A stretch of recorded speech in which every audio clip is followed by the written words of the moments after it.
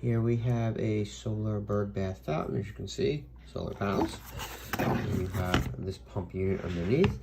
You have the necessary plugs here as well, as you can see. Got a plug there and the USB plug. If you don't want to go for solar, it can just be plugged in that way, but it does cap it if you are using the solar or you want to use it at night, something like that. It does come with some tubes here as well.